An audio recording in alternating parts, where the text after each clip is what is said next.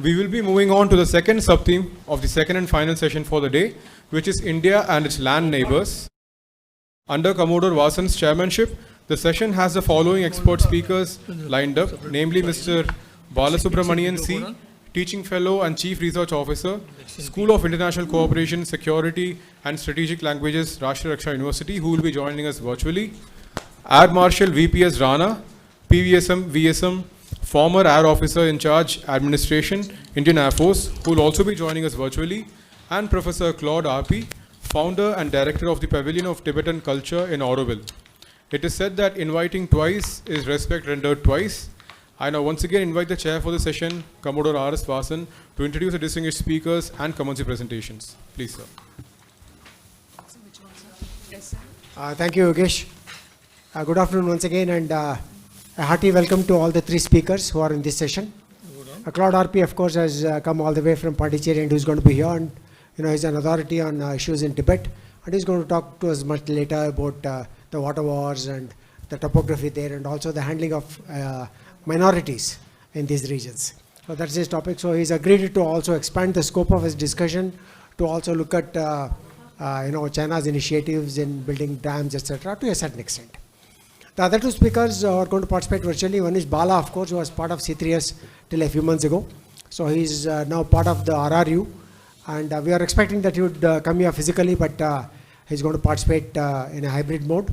And also Air Marshal Rana, who has been kind enough to join us and talk to us about the water wars, etc. So, Bala, it's over to you.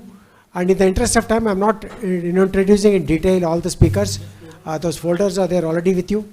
And briefly, they'll be introduced by flashing their brief bio on the screen before they start. Over to you, Bala.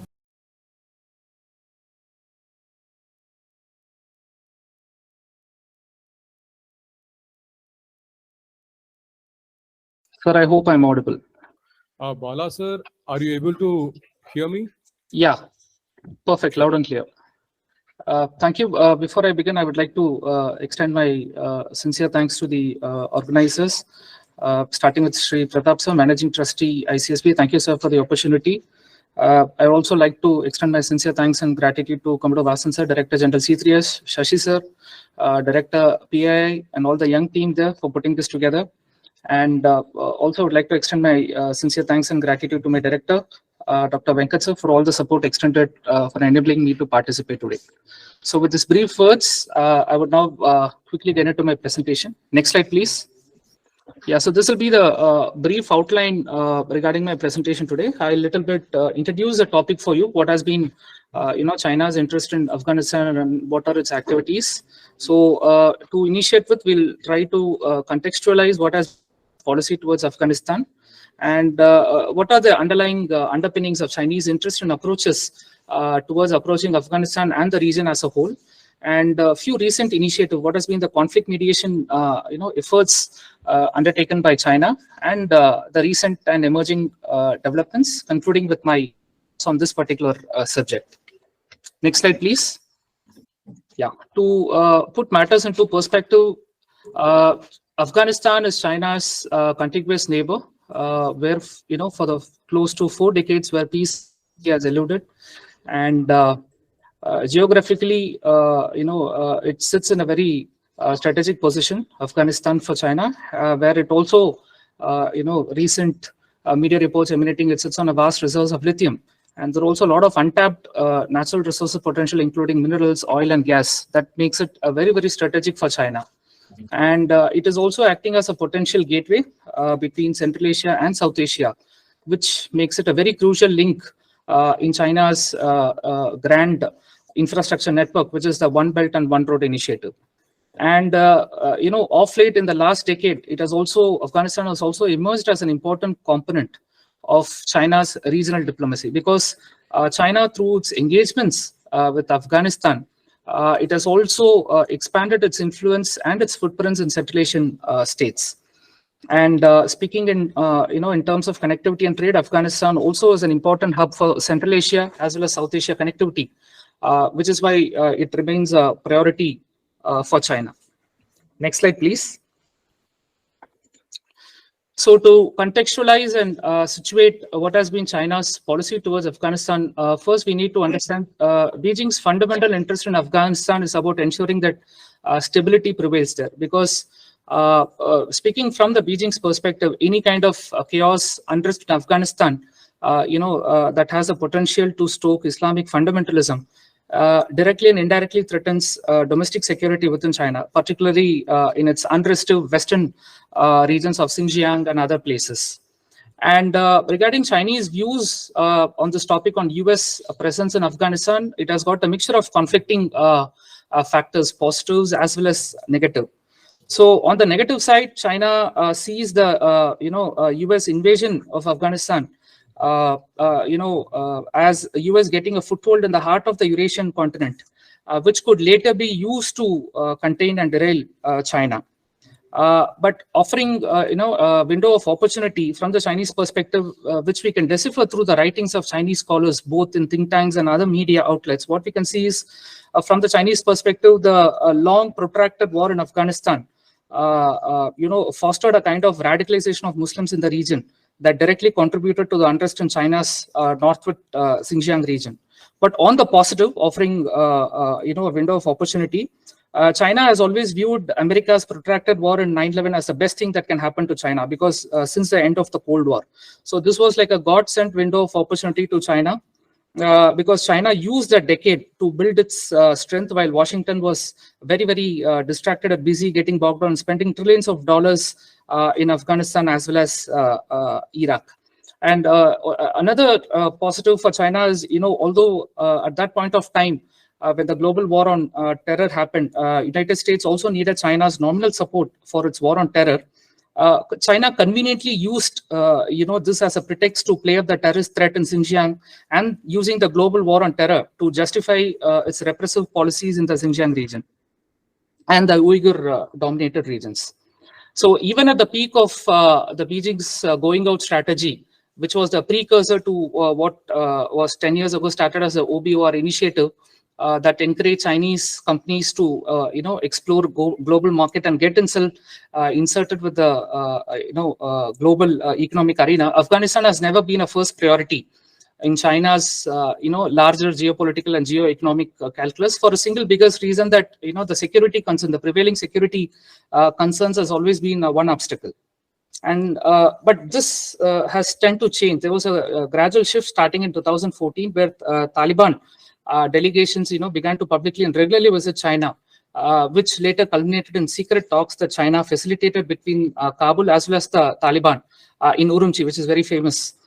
And what China did was, China cultivated and maintained its equation not only with the then Kabul administration, but as well as with the Taliban. So, which gives China not only leverage, and also then it gave a special role in terms of negotiations between the two sides. And what is very interesting to note here is that China has never denied visas to the Taliban representative to visit China, either for meetings, which again enable China to play a facilitatory role between the Taliban and the Kabul. Next slide, please.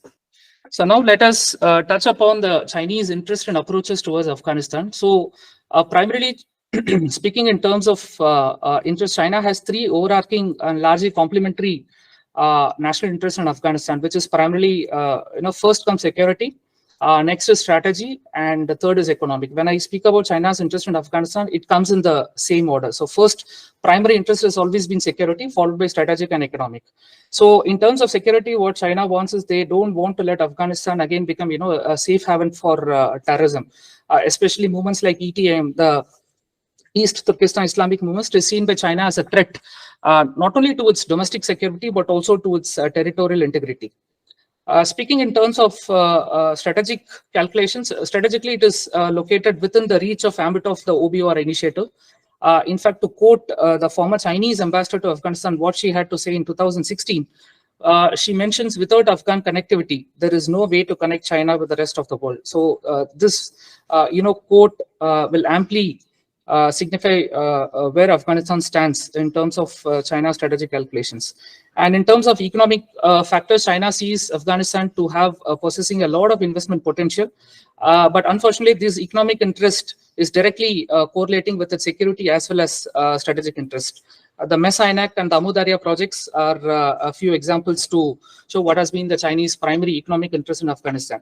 And what is also we have to notice from the beginning, China has always carefully, projected itself image as more of a facilitator rather than, a benign picture, being more of a facilitator than a mediator in the Afghan conflict. So what we also have to remember is the, the equation that China maintains with its all-weather ally, Pakistan, which extends to China's approach towards the Afghan conflict and the Afghan question. So to give you a statistics, the two countries, both China as well as Pakistan, have held high-level talks about Afghanistan more than 36 times in the past since 2014. Next slide, please. So to give a geographical perspective, the Afghanistan's geographic position, which is what is a prized position for China, because it's a potential shortcut for importing oil and gas from the Middle East along with neighboring Pakistan, which also in a way, it helps China prevent the maritime dilemma that China currently has in terms of importing oil and gas. So Afghanistan also lies at the intersection of South Asia, Central Asia, and West Asia. So this is why Afghanistan is extremely important for China's OB, or the One Road and One Belt and One Road projects. And recently, the Taliban has showed a lot of interest in reopening the historical Silk Route trade routes, and especially the Wakhan corridor in the Badakhshan province. And they have been in talks with the Chinese because this project, once it is kicked off and cleared, this project would aid in Afghanistan rebuilding and its transition. So what is we have to, in terms of security, China's interest, it has relied heavily on what we call the quadrilateral cooperation coordination mechanism, famously abbreviated as QCCM, which was primarily established in 2016 with other Central Asian states like Tajikistan. So this institution was, pushed forward by the PLA, which wanted to, play a greater role in Afghanistan. So primarily through these QCCM mechanism, what China wanted was to strengthen direct border relations with Afghanistan, have a discussion about also, there were a lot of reports emanating in the media about a discussion on the possibility of building a base with Afghans in the Badakhshan region. Next slide, please. There were also, along with this, there were also reports emanating about a potential Chinese base in Tajikistan, which was later denied. And then it was said that it will be funded by the Chinese, but manned by the Tajiks. Which was all these shows to prove how China wanted to manage the complex security situations in the remote Badakhshan region, which is situated very close to China's western province of Xinjiang. So there were also reports, a lot of China's efforts to facilitate engagements and resolve disputes between Afghanistan and Pakistan. So the overall aim is to have a good security relations and establish Chinese presence in the region so that it can have a significant influence in the wider region.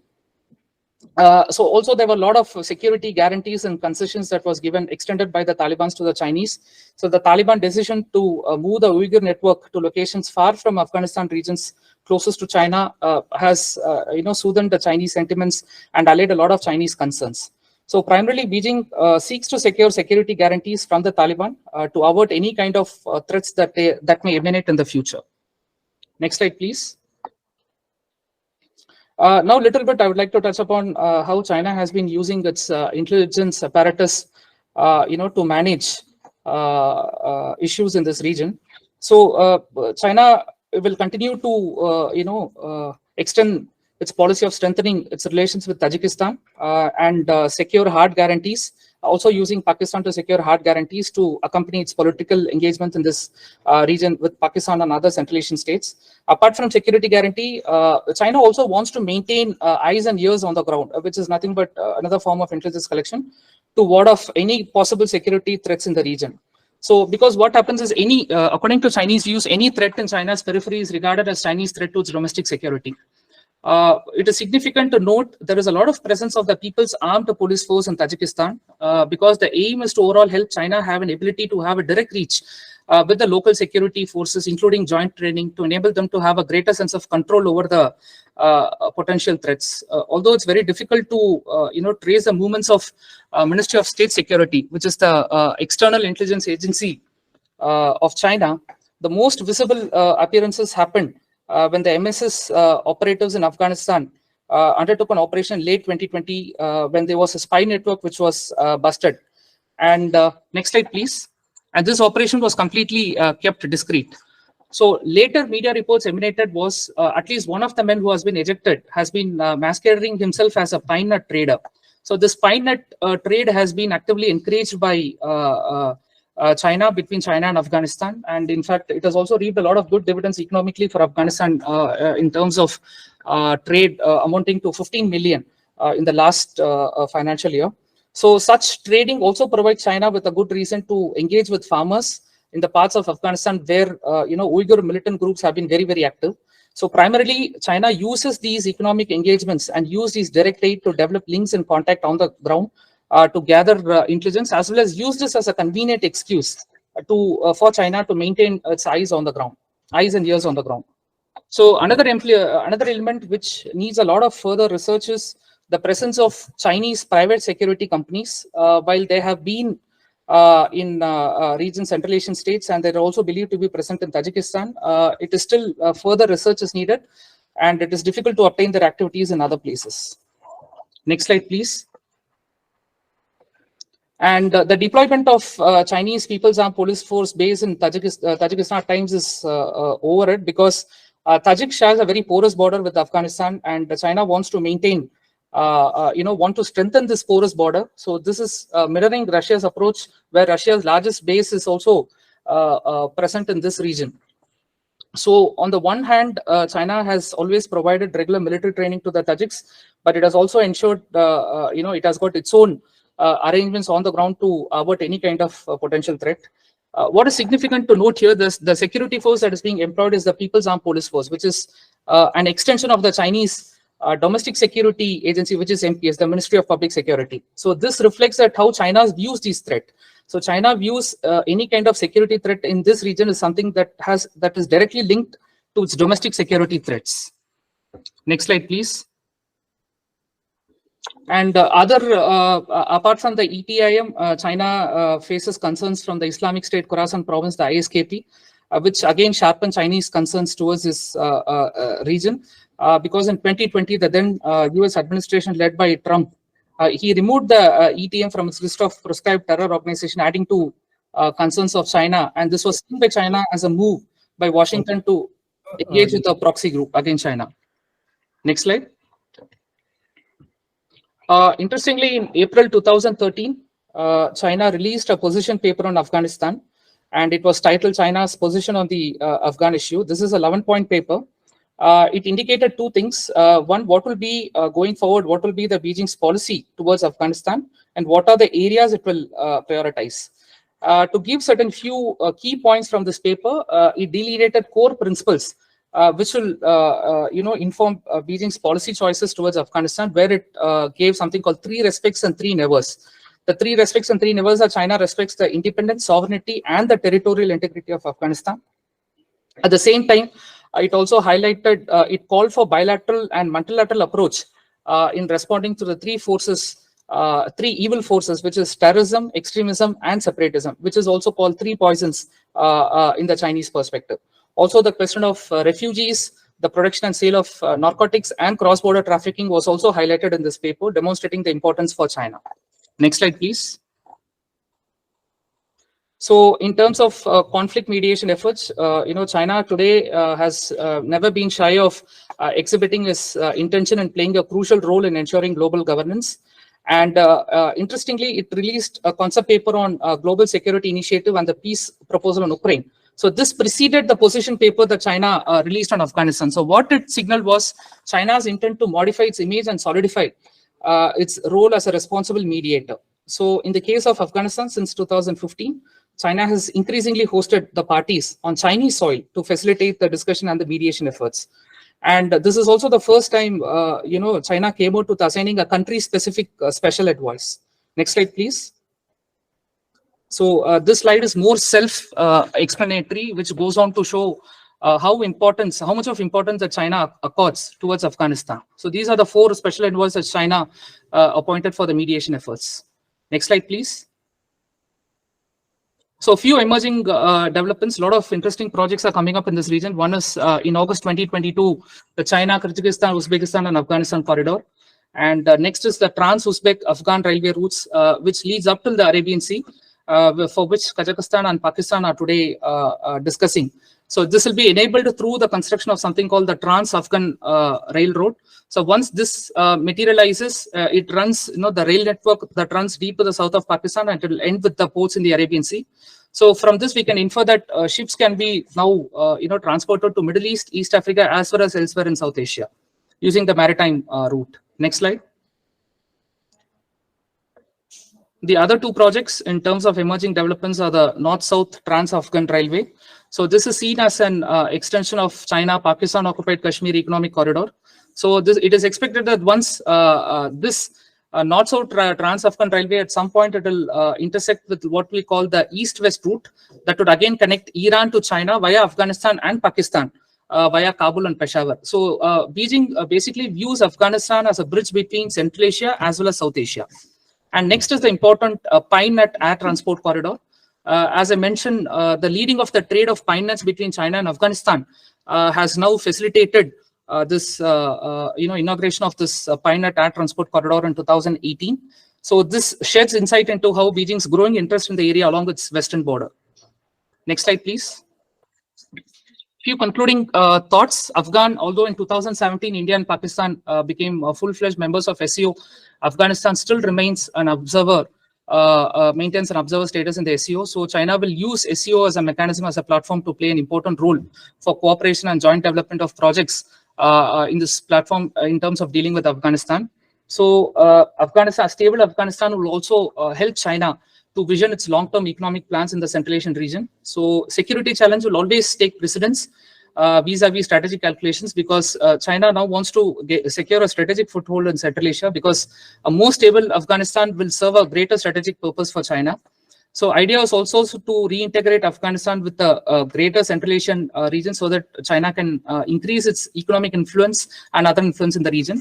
To demonstrate, I can just give you one statistics. Beijing has now undertaken at least 90 One Belt and One Road related schemes throughout Central Asia. Next slide, please. So while Russia invasion has facilitated greater crude oil export to China, China also on its part has tried to diversify its energy supplies from other Central Asian nations. And in May 2023, Xi Jinping chaired something called the China Central Asian Summit. Interestingly, in this summit, during the official press release, along with this, it mentioned that China wants to increase its multilateral ties with the Central Asian states. But what is interesting to note, it also came out with something called, it included the Afghanistan peace and reconstruction effort in the official press release.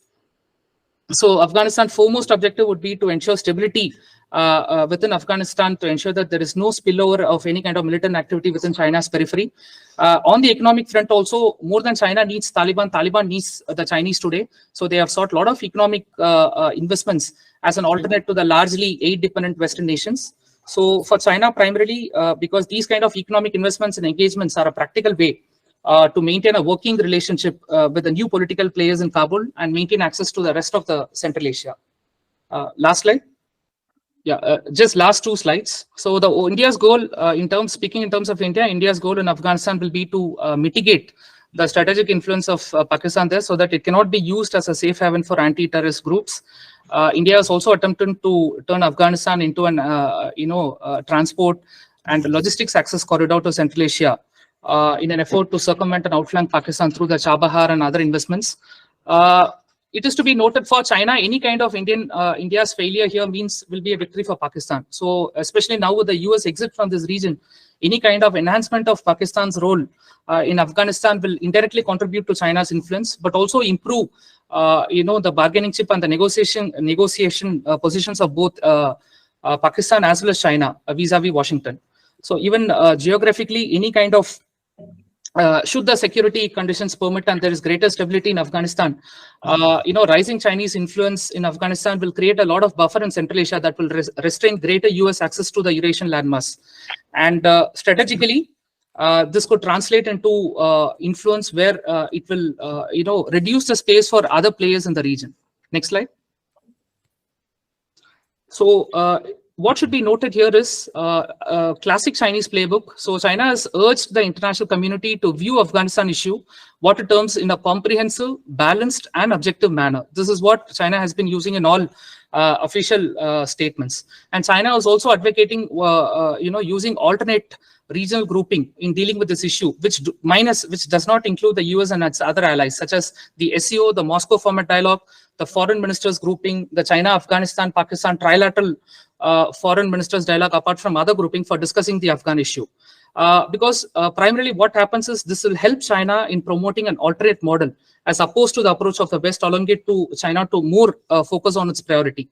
So for India, it's going to be extremely crucial and critical to maintain continuous engagement with Russia and Iran, along with other Central Asian states, which will help in understanding what are the Chinese designs, and shape and understand what it means for India's interest in Afghanistan. Once again, thank you for the opportunity, for your patience. Thank you. Thank you, Bala, for that exhaustive presentation on Afghanistan. There's only one question at the end of it all. Where did India lose the plot? So hopefully you will be able to answer this during the Q&A session and tell us how is that we had such excellent relations with Afghanistan, including the Taliban perhaps, lost out to China in terms of its engagement, in terms of its objectives, in terms of connectivity. So I think you may respond to this during the Q&A session as to what is it that made us perhaps lose out in terms of our engagement with Afghanistan. May I now request the next speaker, Air Marshal Rana, to kindly come online and make his presentation. And Shruti will flash his bio on this. It's also in your folders. But we are very honored to have you with us, Air Marshal Rana, and we look forward to your presentation.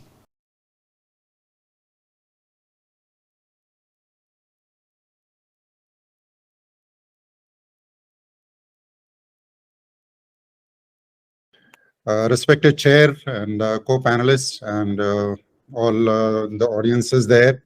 I wish I could be there in person, but nevertheless, thank you so much for giving me this opportunity. I'm really, really privileged, and more privileged to share this with Professor Cloud RP, because he is the real specialist on this. And so it's really nice to have him as a co-panelist. Next, please. Okay, so China's water wars in the Himalayan basin state is the one which and if you see that picture on the right, actually it describes it almost everything. You see the kind of dams that are being built or proposed to be built, and it is only a bit of the story that is depicted there. So this is how I'm going to cover my talk. I'm linking it with all the kind of infrastructure that's happening along the LAC, threat analysis of the proposed mega dam that's going to come up. If you see on the right side, proposed Indian main stem dam, and counterbalancing by India, possible remedies we'll look at very briefly before I conclude this. Next, please. Okay, so where did this talk of water wars started gaining ground was mainly after the 14th five-year plan in March 2021 was approved by the plenary. And there were a lot of objectives, the specific objectives that were put, which were really, really concerning. One of the main point of this was that their plan to reach carbon neutrality by 2060, absolutely welcome. But alongside, how do we get it? That was, there is a specifications of the plan for a 60 gigawatt dam. So when we talk about this capacity dam, it's a huge, and we've been trying to raise our concern with this much smaller dams. And here it is where China is planning this mega dam right on our border. And just to give you the comparison, India's total hydroelectric power capacity as on date is 47 gigawatt. And this is what is just in one dam China is wanting to build. Now, when we see this with the backdrop of what happened in Doklam, what happened in Galwan, what happened in Eastern Ladakh, we've been talking all day about all these issues, what's happening in South China and Taiwan, then it becomes a really, really concerning. And I'll link it up with so many other developments, and we will see that it is really, really a situation to worry for. Infrastructure development along LAC. Of late, there has been huge number of developments, infrastructure development, particularly for the PLAs to operate from the very, very close and inhospitable terrain. I'll come to that. More concerning is that China has a 20% of population and 70% of water. This is where the motivation of almost capturing every single drop of water that it can emanates from. And when we link it up with with India, then the two populous countries, almost 40% of 37 to 40% of population, and just about 11 to 12% of the water to share between these two. So that gives us the entire idea that how this really going to be a problem area in future. And fear of hydrohegemony amongst the lower riparian countries, we already seen that in case of the Mekong River, and we'll just have a look at that how this worry is real. Next, please. Just to get the sense of it, you can just see the main river systems, which I'll be referring to in my this thing. You can see the Yellow River on top, which is barely able to sustain, and that is where the maximum population is, where you see the Yellow River running. Yangtze is another one.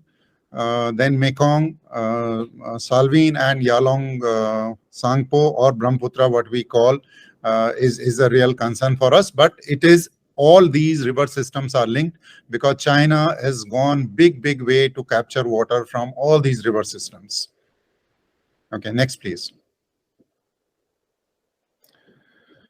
Okay, so it is not that China has just started it yesterday. It has, even in 1949, once after the Civil War, I think the basic one thing that China had already done, and all their leaders, and is that China in next 100 years is going to be superpower, without even knowing what superpower they would become, whether technologically, economically, militarily. But this one thing was right then. The seed was sown right in 1949 that China in next 100 years will gain. And as we see the progress, particularly in last 2 decades, China is well on its way, despite all the problems that we have been discussing all day. But the issue is that it is already doing. So whatever are the plans afoot, they are executing it with meticulous precision. And so the genesis primarily is there. The geography and skewed population that I talked about is the entire northeastern portion is where the entire population is, most of the population is. And that is where the industry also is. And that is where the requirement, whether it is per capita consumption for agricultural uses or individual uses or industrial uses, that is where the China needs most water. And then you have drought in north, and you have floods in south. You have most of the water in south, as you saw in that slide also. Besides the river, they have huge numbers of reservoirs that they have created, either through the river system or artificially. And if you see, there's one statement of Mao Zedong in 1952. It said that there is more water in south and less in north. If possible, it's okay to borrow a little. And this is the statement which has been sticking along with all the leadership all along. And they've been wanting to actually make it fructify. Almost had 50 years of planning before in 2002. They already started working on which is known the most engineering marvel, so to say, and most expensive project, the south to north water transfer project. And this is where the entire issue of emanating the concern of water war lies. Next, please. Okay, so these are this project, like I said, commenced in 2002. If you see that there are 3 routes that are planned: western, central through Grand Aqueduct, almost 1,300 kilometers, and then the eastern, which is a Grand Canal from the existing canal, the eastern route. And if you see, almost all the water from rivers down south is to be carried up north. And work on central and eastern route is almost completed. The water has already reached Beijing and Tianjin from the central route, and even the eastern route also has taken water up north. This water is basically being taken from Yangtze River, which is a very long river, and from its tributaries, the water is being tapped and being taken to up north to compensate what Yellow River is not able to do to that region. The entire project is almost, they've conceptualized it for almost 50 years, likely to be by 2050. And this will eventually deliver almost 48 billion, 45 billion cubic meter of water annually from down south to up north. This is a huge in terms of expenditure as well. Expenditure has already crossed $65 billion, and it was initially expected to be completed in this amount. But the work on the western route is yet to commence. So it's in terms of economy, it's huge, besides the technical engineering challenges that it poses. Next, please. Okay, so it is important for us to consider if we want to see our concern along the Brahmaputra, then we should see what China has done to Mekong. This is what you see. It is a river swells through China, Laos, Myanmar, Thailand, Cambodia, and Vietnam. And this is a farming and fishing lifeline for all these downstream countries. This is almost 5,000 kilometer long, lands up in South China, but before that goes through all these countries. China has already targeting 21.3 gigawatt capacity by 2025, and almost 100 odd dams, smaller and big. Sorry to interrupt you, sir. Yeah. So you have 10 minutes more. Just want to inform you that. Thank you, sir. Okay, and what is a point to be noted here is that there is no water treaties with any of these countries. And it is almost, China has almost bulldozed its way to get this, despite the concern shown by most of these countries. And there have been indications that the rivers are going dry, the sediments is not reaching. Obviously, so all these, both the issues, the water not reaching and sediments not reaching, is a big concern for all these downstream countries. But there is no water treaty. In fact, the China itself is building up around 4 of these dams in Laos. And so through bulldozing through the economy and very many other means, China has just been doing what it wants to do. So all these dams that are being made on Mekong is also related to the water that's being taken from down south to up north. So, and this is the indicative of China's long-term plans on water. Next, please.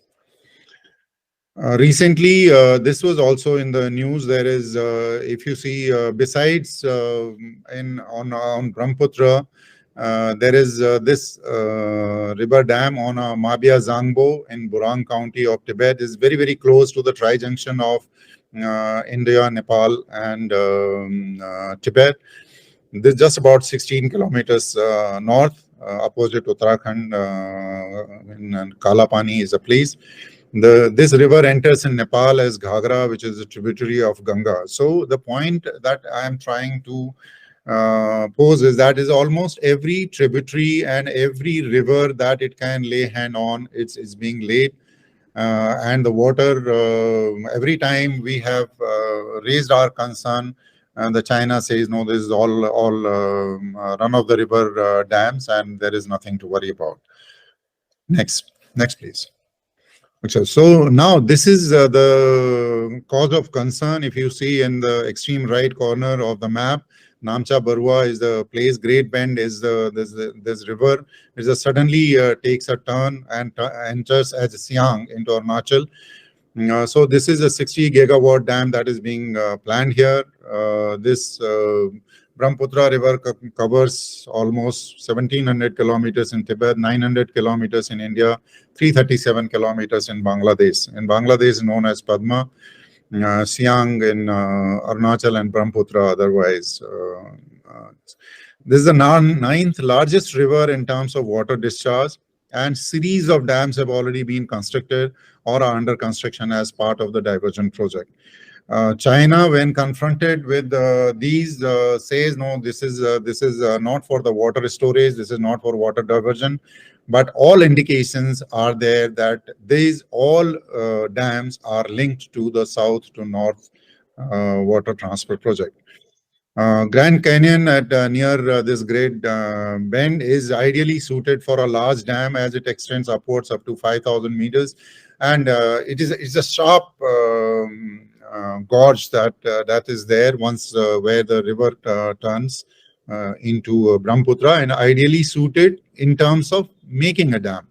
But it has a lot of environmental concern, which I'll cover a little later. Next, please. Okay, so these are the dams which are, I mean, this is of the left, what you see, these 4 dams are already been constructed on Brahmaputra, and so many others are already planned on this. So just to give you an idea that we are in for losing Brahmaputra for good. Next, please. Okay, so now quick relationship of this, what is being developed on the river. Similarly, there's a whole lot of this is interconnected with the kind of infrastructure development and the activities that we have on the border. There's an extensive set of installation to support PLA. What you see on the left rounded portion is where the Galwan class took place, and what you see down below is a lot of infrastructure that has come up. And then there is a bridge that's coming up on the Pongongso Lake. There are the modern weatherproof camps, helipads, and you name a thing that is. Besides this, there are almost 624 villages that have been established, and these are all modern villages with all amenities. These are the kind of settlements, but they are all, these are for the support of the PLA. So G695 motorway also is coming up, which is going to cover Xinjiang region to the central China. The area, therefore, would remain contested. And if you see, if you the detailed study of all these developments and activities by the China on border would in somehow or the other relate to the kind of development on the river that it has been building, the dams that it has been building.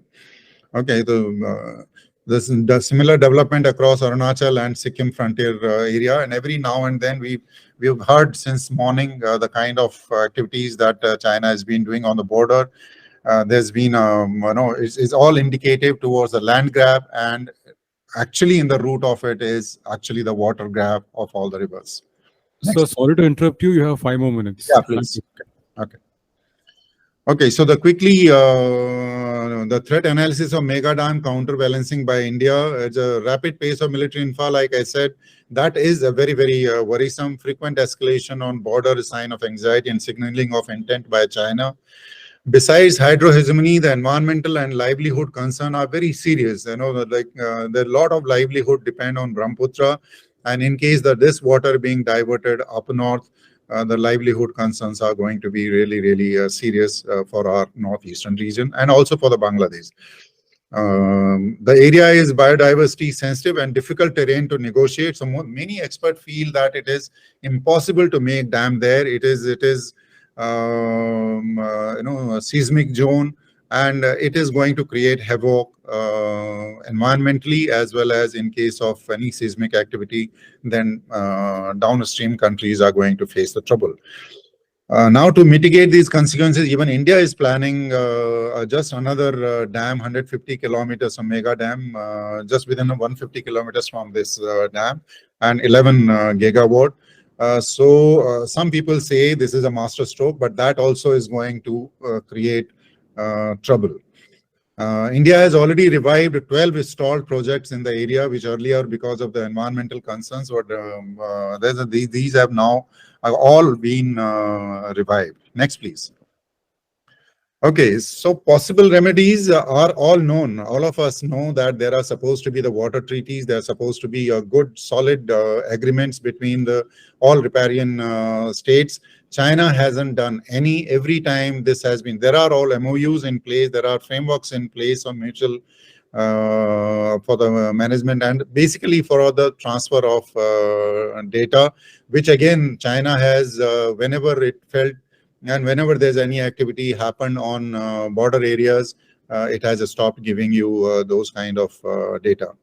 So there is a requirement of establishing formal framework and follow letter and spirit, honorable, equitable, and sustainable solution through joint research and consultations is the need of the hour.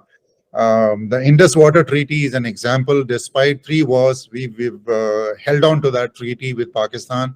So until and unless there are some sort of these binding agreement and arrangements, we will have the water wars threat will be lurking on us. Next, please.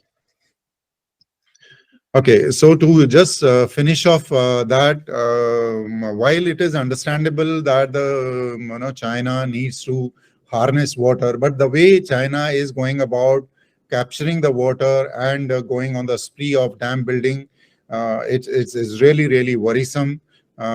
This water sooner or later is going to be diverted.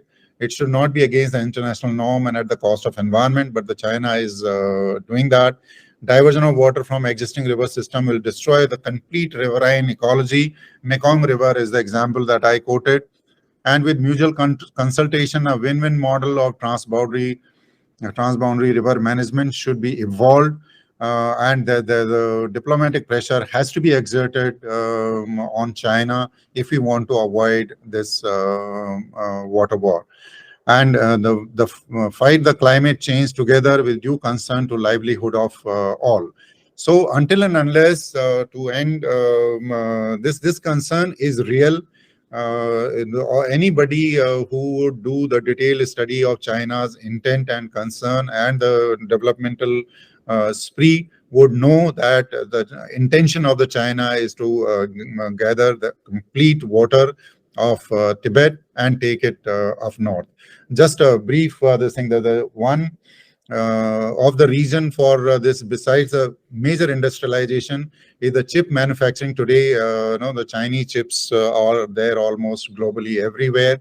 One silicon wafer of 30 centimeter needs 10,000 liters of very, very pure water, and all waters up north in the river are contaminated. So this was one of the reason, example, I'm saying the kind of requirement of the industry because of the fast-paced development of China in every sphere.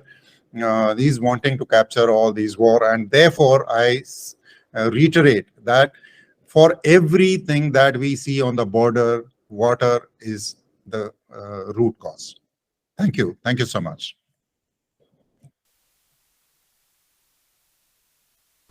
Thank you, Air Marshal Rana. I know there are very serious concerns about the water wars, and I'm not sure what we are doing, in the sense that, okay, it's all right to say we are reviving these stalled projects, etc., but that will also cause ecological issues. That's a great point that you made. More importantly, we've seen what happened in South China Sea. China is not going to listen to any kind of counseling, whether it is based on UNCLOS or whether it's based on international norms. So that's something which you have to deal with. So what we have to understand is that this is something that is going to be a reality. If they say by 2050 they will have the bridge, they will have the bridge. If they say they will have a dam, they will have a dam. So this is where we have to worry about how we can counter the ill effects of these ecologically disastrous plans that they have made. I don't think we can bring the international community because they couldn't care less. So thank you so much. I'm sure there'll be many questions from the audience later. With that, I'll for this invite Mr. Claude Orpi to kindly come forward and make his presentation, which also will complement what you have said, but it's more about managing of the religious minorities in the border areas, etc. Over to you.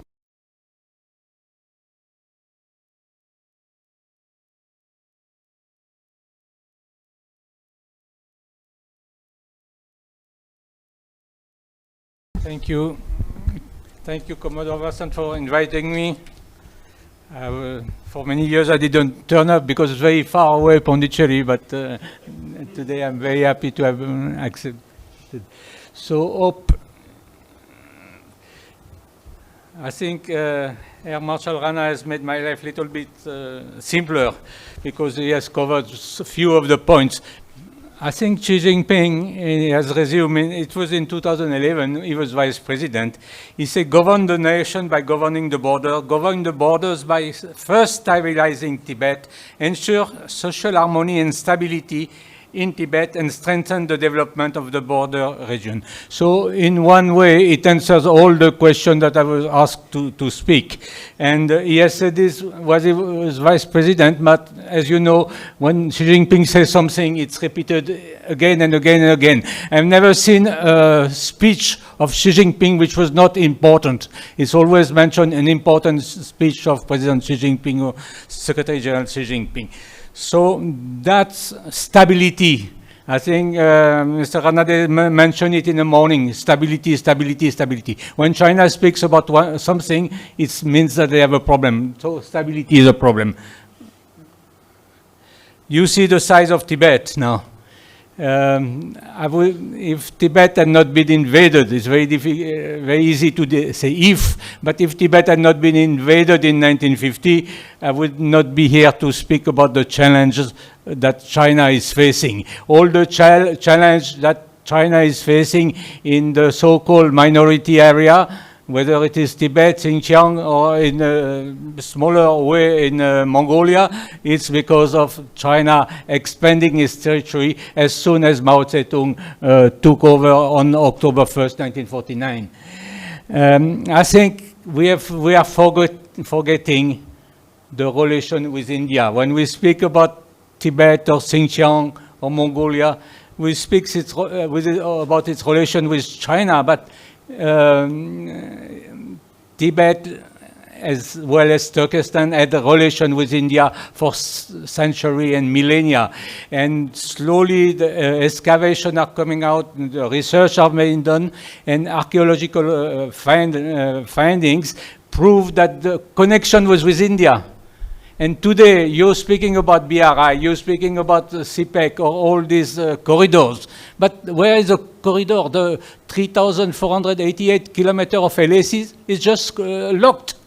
You have 3 ports, Yatong, Lipuklek, and Chiprila. But actually, there's nothing happening. After COVID, nothing has happened. Minimal was happening before. So all this locked, but all these traditionally have been really links and opening, and the entire Himalaya was living only because of Tibet, and the Tibetans were coming, and the Himalayan people were going to Tibet. So this is over.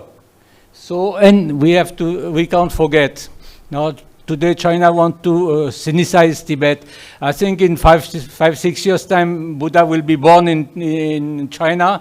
Lumbini will be part of China. But it's the entire culture of Tibet, at least from the 7th, 8th century, and even before, during the Burn faith, the entire civilization of Tibet comes from India.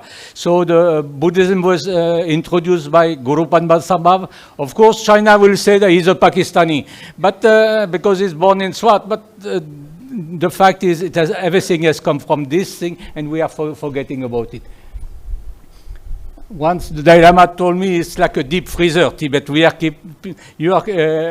kept your Indian knowledge system, which is very famous today politically, but it is a fact that all Sanskrit and Pali manuscript from Nalanda, Vikramasila, all the big viharas of North India have been kept in Tibet.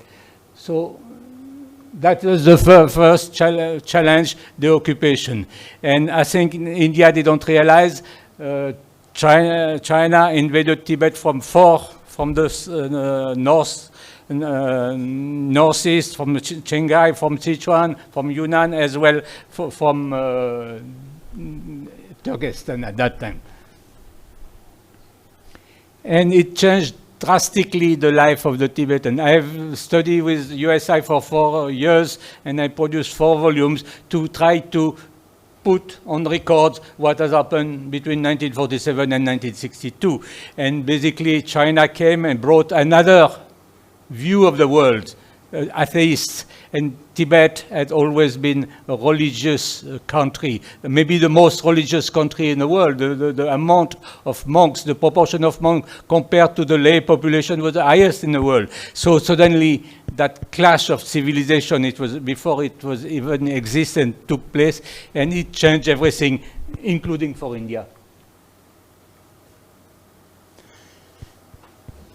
My topic was about the minority and the ethnic minorities. Now, if you look in the Politburo, not a single member of, from 49, not a single member of a minority. Today, in the Central Committee, you have 2 Tibetans, Lobsang Gyatsen and Yan Jinai.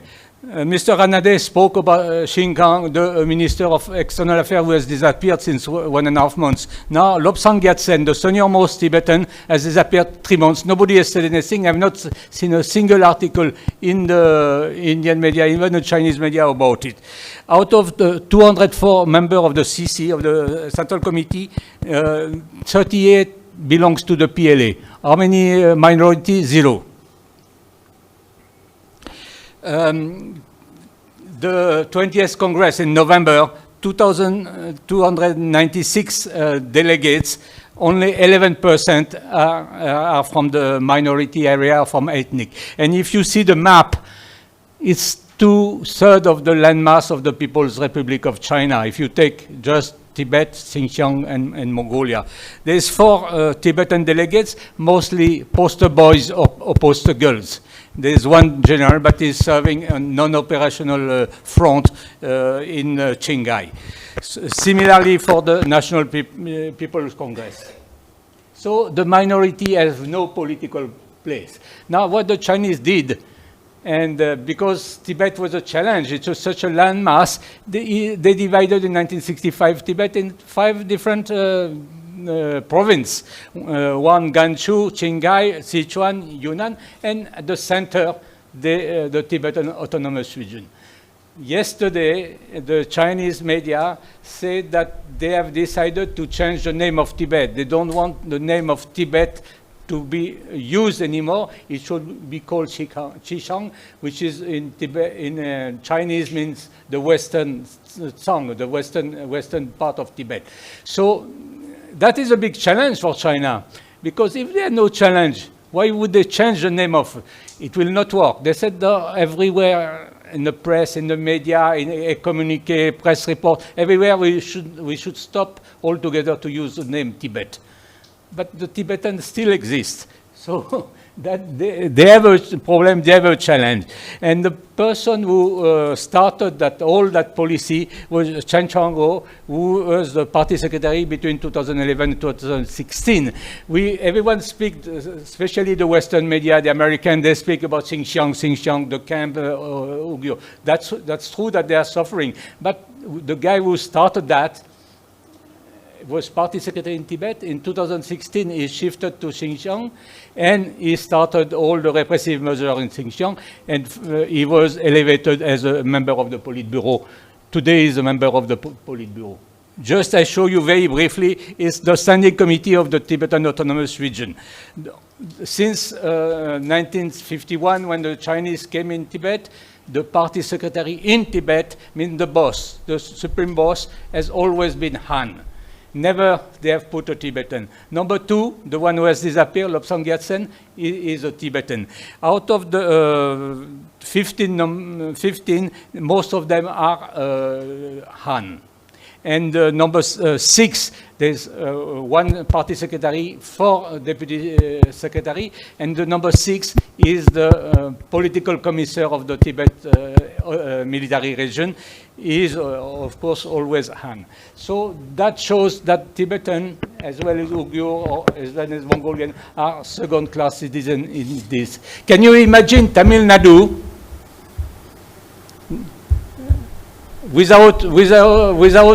since 47, since independence, without a Tamilian chief minister. That's the same thing. We didn't ever compare, but we should compare.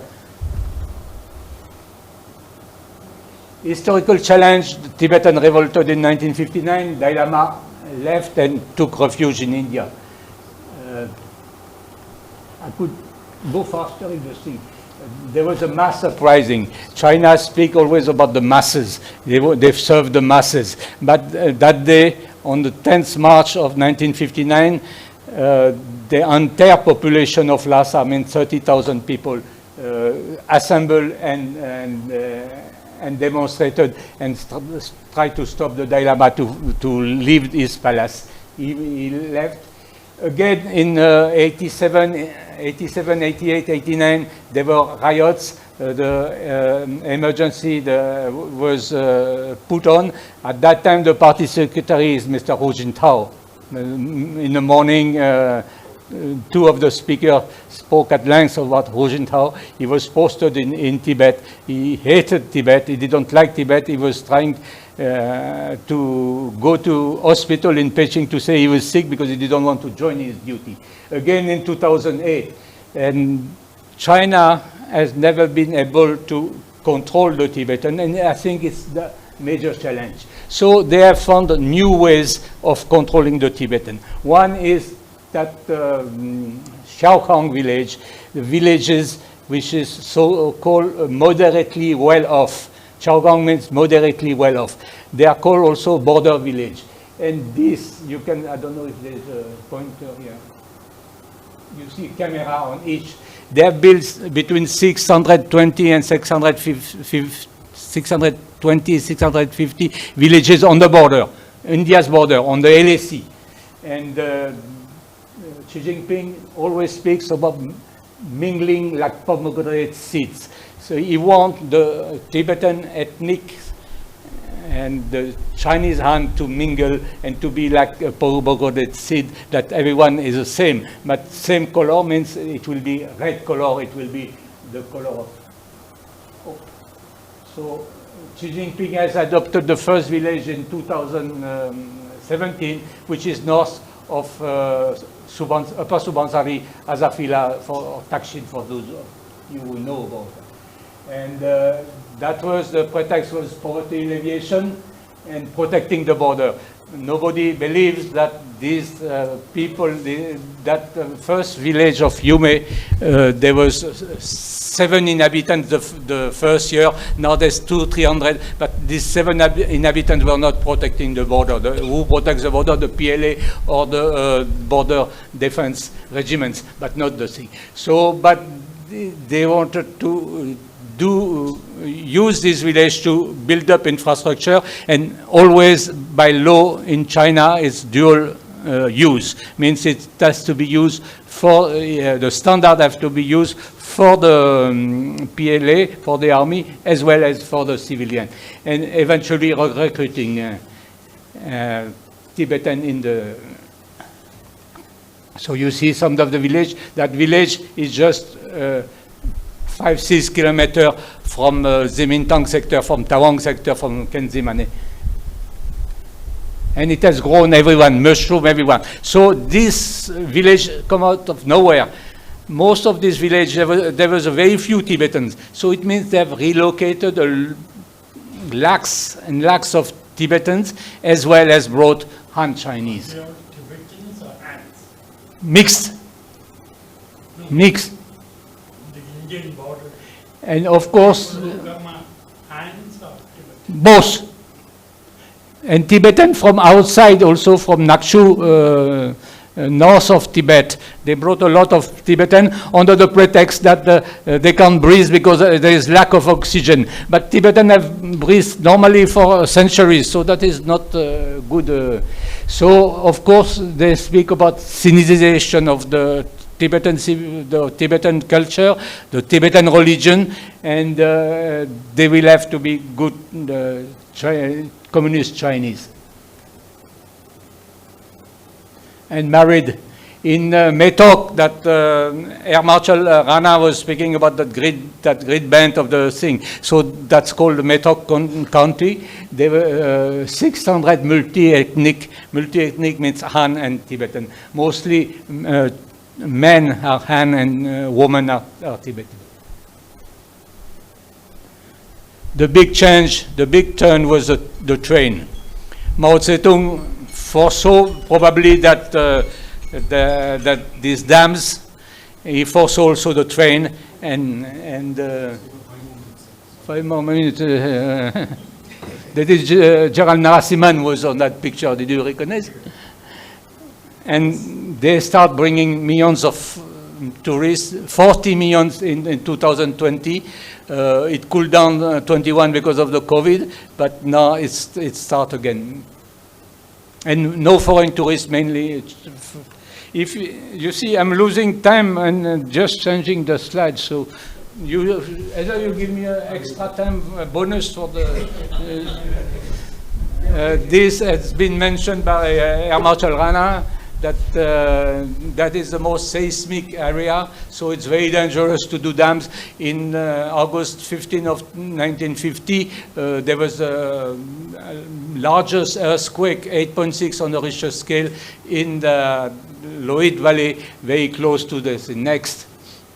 Landslides is occurring too. So if they do any dams or any construction, that was very big danger. Next. Infrastructure development, it has been mentioned, but they are doing much more than they need, because many of these express highway or this highway, like they are doing now 4218 and 318, they are just parallel to each other for hundreds of kilometers. These two highways are parallel. So for what reason they are doing much more? Probably that when the economy doesn't go well, you invest in infrastructure and you employ people. Next. A new one, the Aksashin Road, everyone knows in India because it crosses in the Aksashin part of Ladakh, but now they are doing a new one between Xinjiang and Tibet. That will be the second axis. First one was Aksashin Road, now the 216. It will cross the Kunlun, which is very, very difficult technically, but China are so much in advance on India, any other country in the world, technically to put tunnels or to put road. So that's the road development. There will be a road to Chumbi Valley. I call it always a Chumbi corridor because they call the Siliguri corridor. But this is really a challenge for China. When you speak of challenge, that that Chumbi corridor could be taken over also as well. They could take the Siliguri corridor, but India could take the Chumbi corridor. That is 58 airport they're going to do before 2035 next. And the dam that Air Marshal spoke about is not a dam. No, come back. A dam will be too big. There'll be a reservoir, and Bahi, which means October 1st, their main center for the hub for the PLA is too close. It could be flooded. So there'll be a long tunnel of 30 meters and 8, 9, or 10 run of the river, but each one will be 6,000 or 7,000 mega, which is 3 times the lower 3 times more than the lower Subansari.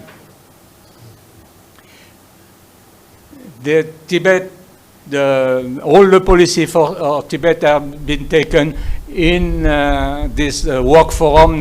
We had the 7th one in 2020, the 6th one was in 2015. It's 300 senior people, means the standing, the member of the standing committee, the member of the Politburo, the member of the CMC, all the regional party chiefs, and there's hardly any Tibetan in it. So all decisions are not taken by the ethnic minorities. It's the same thing for in Xinjiang. Next. I think one of the big challenge for for China today is India, because they thought it would be easy When I mentioned about Gerald Zhao in the morning, he said he thought it would be easy in Doklam in 2017. He thought it would be easy in May 2020 in Eastern Ladakh. Unfortunately, it's not easy. And each time they just want to advance a few kilometers to dominate the ridge. Today, India dominates the ridge in most of the places. Last week I was in Arunachal for 11 days. I had the occasion, opportunity to go to the forward area. Today India is dominating. So it would be very difficult for the PLA today, for China, to advance 500 meters or 1 kilometer. So there's no question of invasion, no? And India army is ready. The road, I've been, for example, in Ladakh 2 consecutive years. I've been last year also in Arunachal, and this year, roads, everything is has tremendously changed the whole landscape. Of course, there's a negative side. More tourists will come and will destroy. We may have what we have in Uttarakhand or in Himachal Pradesh today with the floods.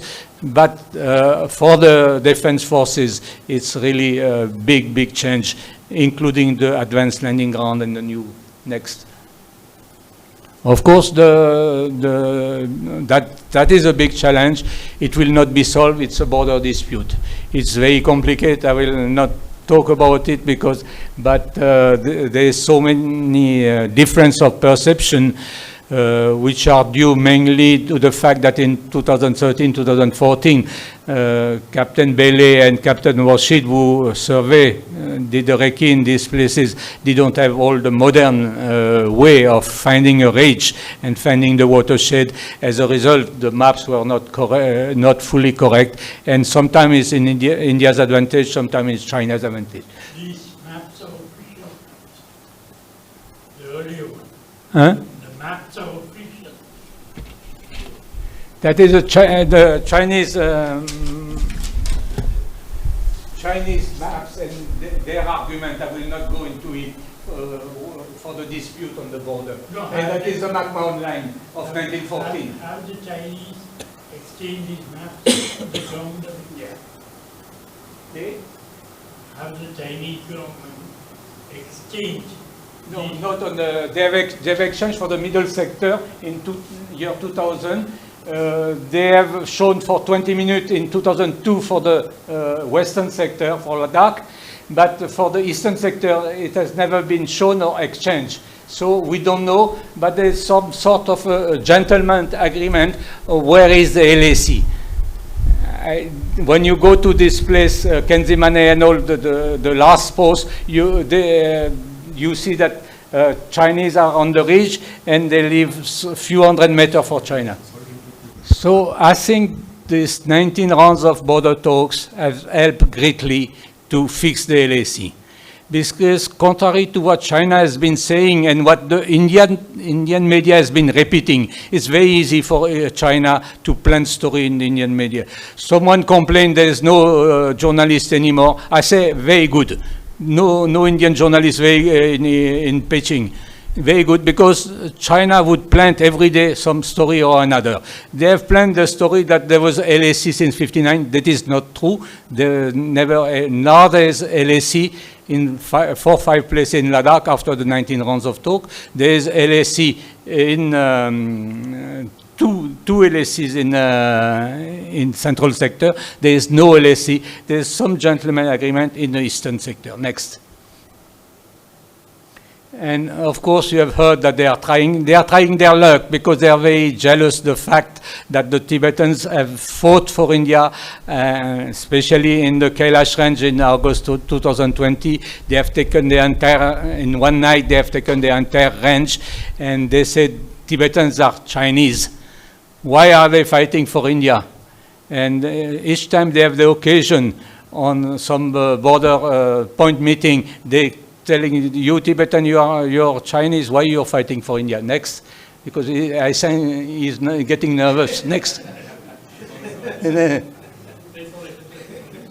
And of course, there's all pilgrimage road and everything has been closed with Doklam and all.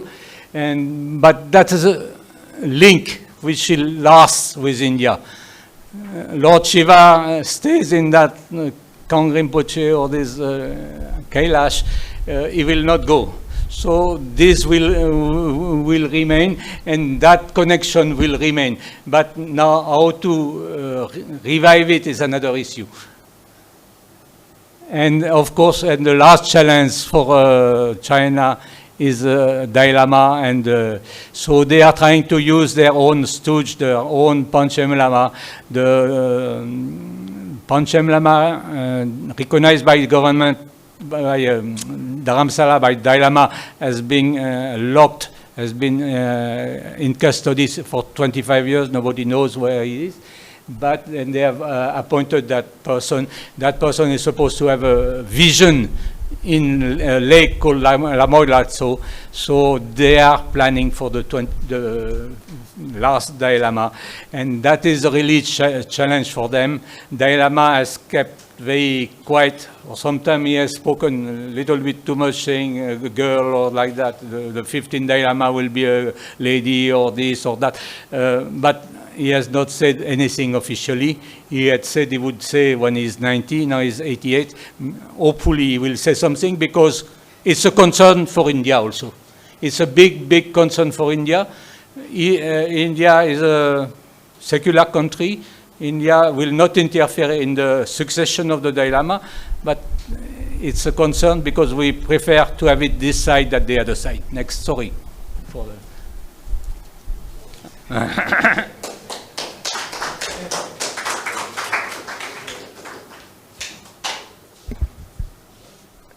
Thank you, Claude, for that fascinating presentation. One never tires of listening to you. I've heard you so often, and we also read your papers, and most of you who are familiar with work will know the kind of intensity and passion that you bring to your presentation. So he mentioned about one slide which was there, which showed the kind of manuscripts that were there, which were brought by His Holiness Dalai Lama. I had taken a delegation from Chennai Center for China Studies 4-5 years ago, and we were given about 10 minutes to call on His Holiness, and then he spent 1.5 hours with 6 of us who were sitting with him, and then he said, I am the repository of all the ancient knowledge of India, and I have it with me, and I brought it along with the entire thing when I moved in as a refugee. So that's where the TPI, the Tibet Policy Institute, which is there now, Claude would be familiar with that. We did visit that place, and they're doing a lot of work in trying to digitize all this work. I hope that happens. It's mammoth work. It's not easy. Just to digitize one will take that kind of an effort. So thank you so much, and we'll now be taking the questions. So since the majority is on the virtual platform, we'll take the questions from the virtual platform first. Claude, please come and sit here, and thereafter we'll take the questions from here. Yeah, please indicate who it is addressed to and get the other two panelists online. Greetings, everybody. We are going to begin the Q&A for the virtual participants. The first question, we have 2 questions directed towards Bala Subramaniam sir. It's by all the questions in the online platform was raised by Mr. Rishi Atreya. The first question, sir, is that you had mentioned about QCCM in your presentation. Mr. Atreya wants this aspect to be clarified and explained in detail. And the second question that was raised to you was, kindly elaborate more on the role of Russia in the former Soviet republics. Thank you, sir. All the questions together so that they make a note and give a comprehensive response. Okay, Otherwise sir. we'll lose time. Okay, sir. Moving on, we have another 2 questions, again by Mr. Rishi Atreya, directed towards Mr. Claude RP, sir. Mr. Atreya asks about the situation of Ladakh and Lahaul Spiti that share borders with Tibet. The second question is, he says the institution of Lama is complicated with no direct succession in the lifetime of any of the top Lamas. He requests for comments on the next Dalai Lama and wants to know if there have been any updates on the missing Karmapa Lama. That is it from the online platform, sir. Are there any questions for Air Marshal Rana from the audience? So only if there are questions, no comments at this moment. We'll take the comments later. Yeah, you can ask Bala to respond. Claude, in the manual, you can respond. What is the This was question about about Dalai Dalai- Lama. Dalai Lama is a very complicated issue. Basically, there's two ways of succession. One is reincarnation. One Lama, Dalai Lama or any other Lama, there was 4,000 reincarnated Lama in Tibet. He passed away, and his monastery or the state government, in the case of the Dalai Lama, is looking for his reincarnation. So he has vision in the lake that I've shown this. And sometimes the Lama leaves a letter of prophesying where he is going to come back. That is reincarnation. The other way is emanation.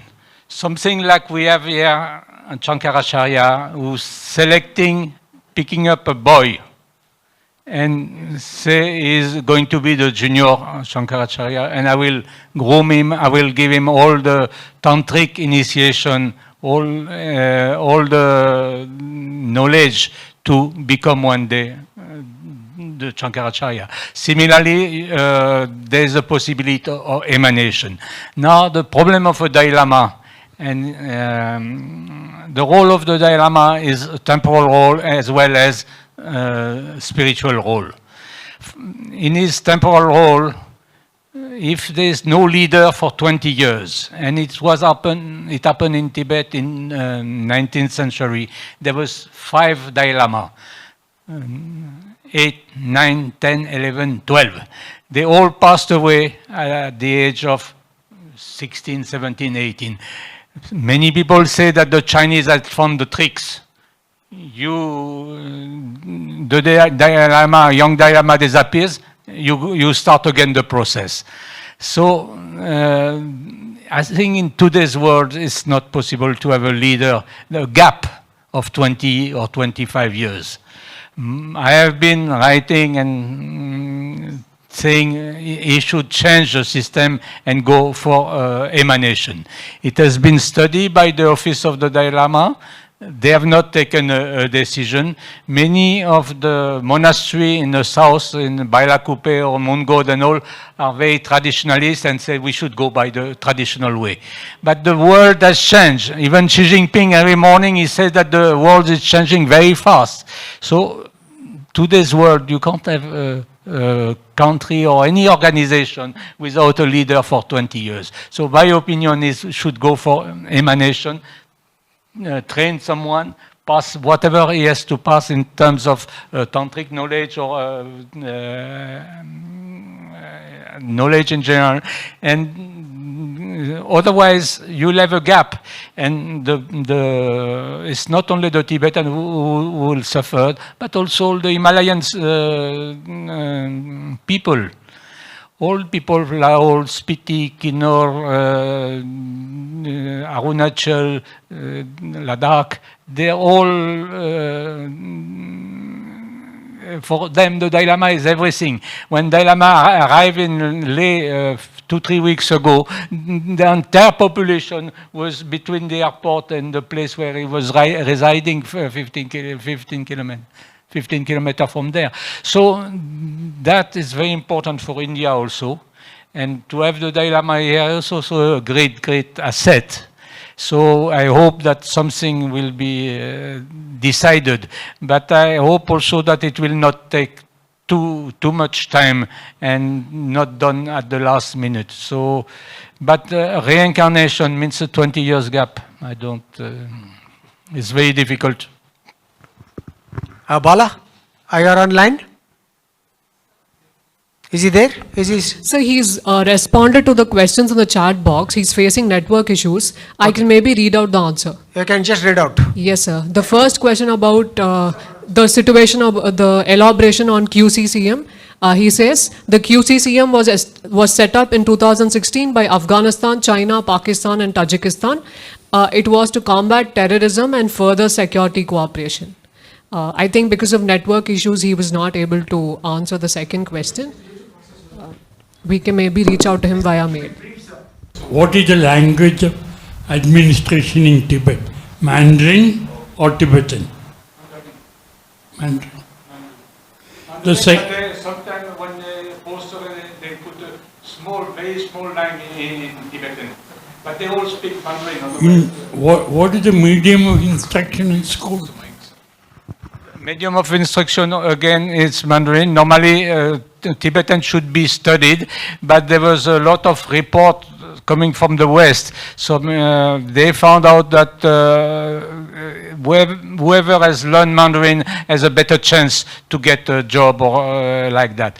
And in some school, they really try to take out Tibetan to replace by Mandarin. So if you have, you speak Mandarin, you can get a job. If you don't speak only Tibetan, you will not get a job. That's easy. One on the post-Dalai Lama phase. Few years ago, George Yeo, then Singapore foreign minister, went to China. And on his own initiative, he called on Panchen Lama. When they asked this question in a binational dialogue in India and Singapore, they said it's a Panchen Lama who wanted to meet him with his life. Now, my question is, in post-Dalai Lama phase, will the member states of ASEAN recognize Panchen Lama as the real Dalai Lama? They will be, China will select its own Dalai Lama. That is for sure. No, I am asking about the attitude of the member states of ASEAN. The attitude of the Tibetan. Now, how will ASEAN members recognize if there is a Panchen Lama? Because a lot of Buddhist community in the ASEAN countries. The state will not recognize. It's only individual who will recognize. The people of Tibet will, like in the case of the Panchen Lama, they are forced sometimes to attend his function, but they don't recognize him as such. As a state, no Asian or no state is recognizing officially. A state usually is a secular state, like in the case of India. India will not interfere in that issue, though at the end, India can say, we are very happy, and the 15th Dalai Lama, whoever the 14th Dalai Lama select, or whoever his establishment select, will be welcome to stay in India like the 14th Dalai Lama has stayed. So it's the most that the ministry, the foreign ministry can do, but not more than that. Sir, thank you, sir. If you can, you got a question for Rana? No comments, please, if you don't mind. No comments. If you have a question, please ask for Air Marshal Rana. Yeah. Air Marshal Rana, I was listening to you attentively, and I have two questions to ask. Some projects in Brahmaputra has been completed. Some are on the way. Now, how much of water supply to Brahmaputra has been affected? The second question is Mekong, which is very, very dear to us because the Cambodians and the Thais refer to it as Ma Ganga. Ma Ganga became Mekong there. Now, how much of the projects have been completed on Mekong, and how much of water supply to Southeast Asian country has been affected? One more, this thing that is to Watson. It's high time that the Chennai Center for China Studies brought together the Southeast Asian specialists on this river system and the Indian specialists and share the experiences and the Chinese diplomacy towards this water. It will be of great use to you. This is not a question, this is a suggestion, I am sure you will oppose this suggestion. On Bala, may I ask? Sorry, run out of time. No, 2 minutes. 2 minutes. Okay, 2 15. Bala, there were two asides I want to mention. Because the Russians entered Afghanistan, the Russian ambassador in Delhi met Morarji Desai and told him we are going to type the response. We are going to enter Afghanistan. You can do whatever you want in Azad Kashmir. Morarji told him, I will not fish in my neighbors' troubled waters. And Morarji was given the greatest honor by the Pakistani government, which is equivalent to Bharat Ratna. The Thank you. Air Marshal Rana, if you could kindly respond to his question. Two questions were there from Professor Suryanarayan. Thank you so much, sir. Thank you for asking that question. I didn't want to get into too much of statistics, but yes, since the question that you have asked is very pertinent, just for the audience, there's almost 50% of the Brahmaputra or Yalang Sampo basin is in China or Tibet, and around 35% in India and about 15% in Bangladesh. That is as far as the basin part is concerned. But the water availability is almost just about 30%. That is in Tibet region, and this is basically the melting from the glacier. That water is 30% that comes, and rest of the majority of the water actually is in India. Which is through various tributaries in northeastern region, also from Bhutan, and likewise. So it gathers majority of the water in India. But that is not to say that like there are some expert would believe that so what? I mean, if we already have 70% of water from India, then where is the threat? But it is not so. The water that we gather in Indian tributaries is only in the monsoon season. While we have the extended monsoon, but it is just about 6 months that we have this water. And this water, since it is not captured, it actually creates more problem than otherwise. While the water that is coming from Brahmaputra is a perennial water and a regular flow. So one is the question of the quantum. The quantum is less, but there is this water regularly has to come. So the moment there is any damming done, one is that the sedimentation part is a big challenge. That is what is being faced in Mekong. All these in Vietnam and Cambodia and all these places that they grow paddy and fishery. Almost all their livelihood have been impacted very adversely. And one of the major reason for their adverse this thing is because the sedimentation is no more reaching those deltas. And so this part of the perennial part of the water, if it is stopped in Brahmaputra, it is going to create a lot of challenge for the riverine this thing. So as far as the quantum part is concerned, other issues I've already discussed. As far as the Mekong is concerned, China has virtually milked this river like no end. There are 13 big dams which are already in almost in completion stage in China alone. And this is, we are talking only about the big dams. Then there are down the line, there are around again 11, 12 dams in Laos, Cambodia, and down south. And because these people are not able to say much, because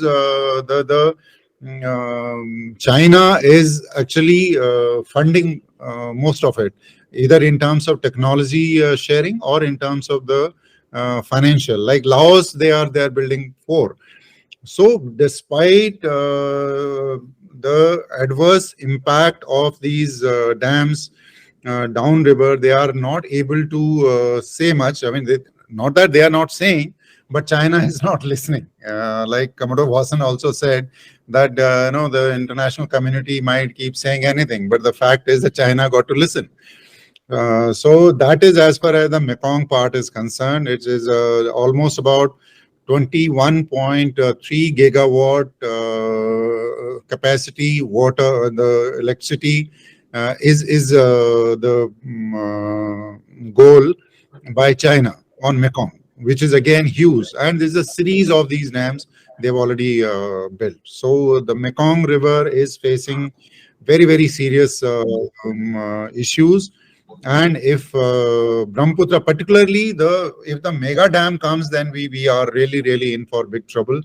There are already around 11 dams that are in a various stages of either completion or being completed on Brahmaputra also.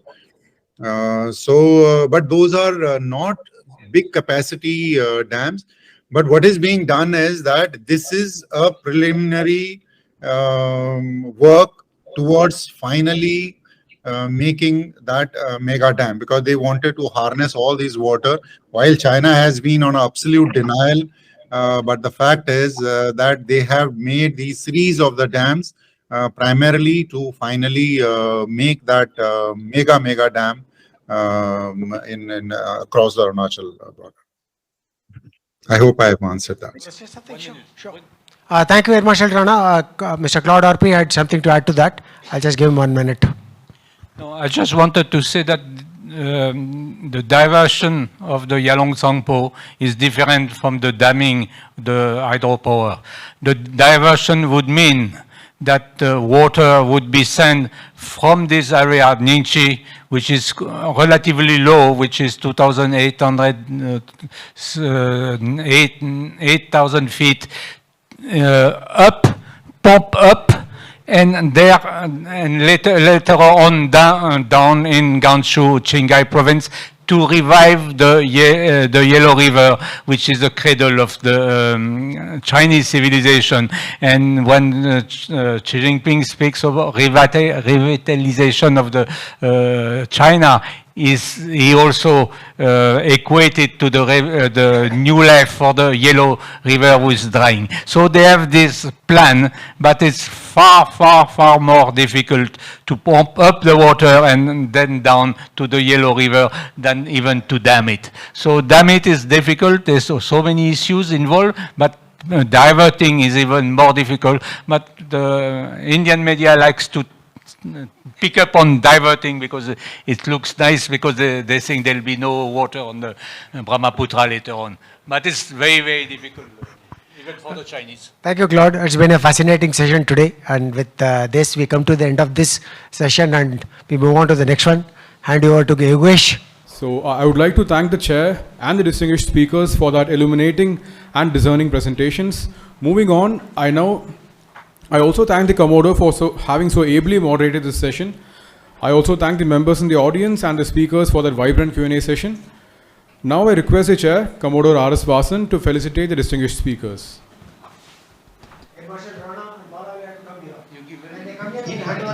Saplings, yes sir. We'll keep it safe for them. Pass it on digitally. Thank you so much, Claude. Great having you with us. Oh, the photo is there. I'm not professional. Thank you. Thank you.